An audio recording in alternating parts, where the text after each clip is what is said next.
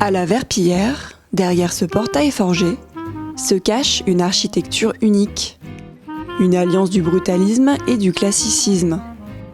Deuxième plus grand site du regroupement scolaire de Sainte-Marie-Lyon, l'école réunissant tous les niveaux scolaires de la maternelle au lycée porte derrière elle une histoire longue de presque 200 ans.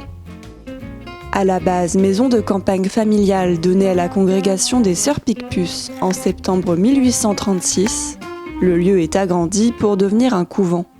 Là, c'est l'ancienne porte du couvent que l'on a conservée. Vous voyez, c'est une porte qui est massive, avec un système assez ingénieux pour l'ouverture. On ne rentre pas comme ça dans un couvent, donc il y a tout un mécanisme en fait, à actionner. Une entrée suffisamment large pour faire passer une diligence, qui deviendra rapidement l'entrée d'une école gérée par les sœurs.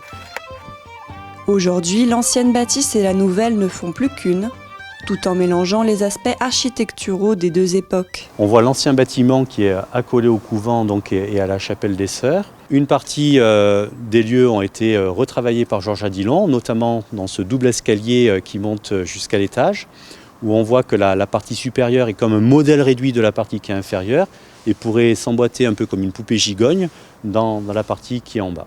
À l'époque des Sœurs, l'ancienne écurie est transformée en réfectoire et une ferme d'exploitation agricole est aménagée pour assurer la subsistance de toute la communauté.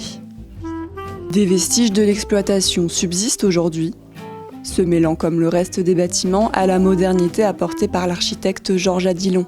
Voilà, ici par exemple, on a une belle association entre un bâtiment ancien qui était en fait une ancienne ferme, vous voyez, en pierre dorée, et puis la construction dessus du bâtiment des 6e. Vous voyez que vous avez un béton plutôt gris foncé qui est assez lisse. À partir des années 70, l'école est reprise par les maristes et agrandie pour accueillir près de 800 élèves.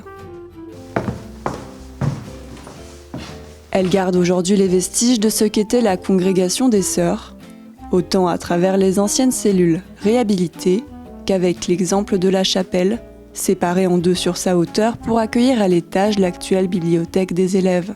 Ce vitrail, à lui tout seul, fait mémoire de la présence des Sœurs Picpus sur ce site.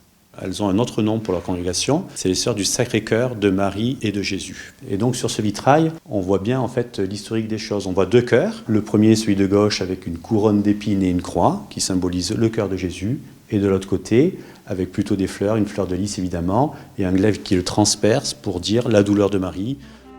Une volonté de laisser entrer la lumière, perpétuée par l'architecte Georges Adilon et par sa fille Marie, qui permet aux élèves d'être vus et de se voir, quelle que soit leur place.